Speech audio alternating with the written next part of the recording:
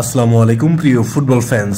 আজকে কথা বলবো আর্জেন্টাইন ও অ্যাটলেটিকো মাদ্রিদের মিডফিল্ডার রদ্রিগো ডি পলকে নিয়ে।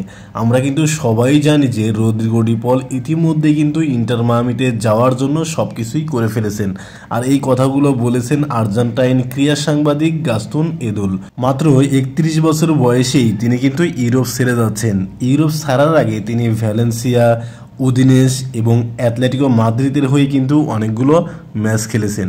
রদ্রিগো ডি পলের ইউরোপ ক্যারিয়ারের দিকে যদি তাকাই তাহলে দেখা যায় অ্যাটলেটিকো মাদ্রিদের হয়ে এখনও পর্যন্ত 187টি ম্যাচ খেলে 14 গোলের পাশাপাশি 26টা তিনি অ্যাসিস্ট করেছেন।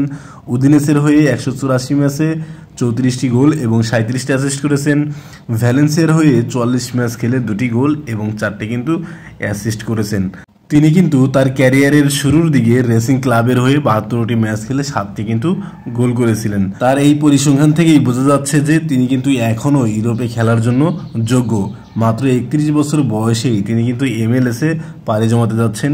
এই বিষয়টা আপনি কিভাবে দেখছেন সেটাও কিন্তু জানাতে পারেন। তবে আমার কাছে মনে হয় অন্তত 2026 বিশ্বকাপ পর্যন্ত ইউরোপে খেললে আর্জেন্টিনার জন্য সেটা অবশ্যই ভালো হতো, কারণ বিশ্বকাপ যেহেতু একটা প্রতিযোগিতামূলক ম্যাচ আর সবচেয়ে বেশি প্রতিযোগিতা হয় এই ইউরোপেই। তাই আমার কাছে মনে হয় রদ্রিগো ডি পলের অন্তত 2026 বিশ্বকাপ পর্যন্ত ইউরোপে থাকা উচিত ছিল। আমরা কিন্তু সবাই জানি যে আর্জেন্টিনার স্কোয়াডে নিয়মিত মুখ এই রদ্রিগো ডি পল। তাকে কিন্তু অবশ্যই 2026 বিশ্বকাপে আর্জেন্টিনার প্রয়োজন হবে। রদ্রিগো ডি পলের ইন্টার মায়ামিতে যাওয়ার আরেকটা কারণ হচ্ছে লিওনেল মেসি। আমরা কিন্তু সবাই জানি লিওনেল মেসি এবং রদ্রিগো ডি পলের মধ্যে যে বন্ডিং, এটা কিন্তু এক কথায় অসাধারণ।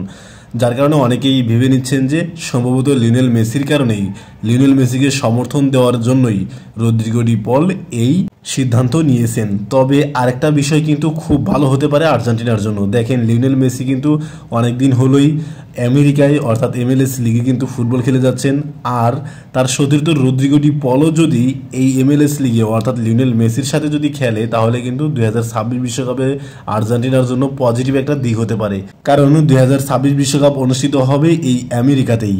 এই কথা মাথায় রেখে হয়তো আমার কাছে মনে হচ্ছে রদ্রিগো ডি পল কিন্তু MLS লিগ অর্থাৎ লিওনেল মেসির সাথে খেলতে ইচ্ছা পোষণ করেছেন। এদিকে আরেক আর্জেন্টাইন লিয়ান্দ্রো পারেদাস, তিনিও কিন্তু রোমা ছেড়ে বোকা জুনিয়রে চলে গেছেন। তারও বয়স কিন্তু মাত্র 31 বছর বয়স। দেখেন, রদ্রিগো ডি পল এবং লিয়ান্দ্রো পারেদাস তারা দুজনই কিন্তু আর্জেন্টিনার দলের নিয়মিত মুখ। আমি লিয়ান্দ্রো পারেদাসের ব্যাপারেও একই কথা বলবো, অন্তত 2026 বিশ্বকাপ পর্যন্ত তারও কিন্তু ইউরোপে থাকা উচিত ছিল, কারণ আমরা 2022 বিশ্বকাপ দেখেছি, 24-এর কোপা আমেরিকা দেখেছি। এই দুইজনের ভূমিকা কিন্তু অসাধারণ ছিল। অবশ্যই রদ্রিগো ডি পল এবং লিয়ান্দ্রো পারেদাস যে সিদ্ধান্ত নিয়েছেন সেই সিদ্ধান্তকে সম্মান জানাই। এখন দেখা যাক লিওনেল স্ক্যালোনি সামনের উইন্ডোতে তাদের কিভাবে ট্রিট করেন।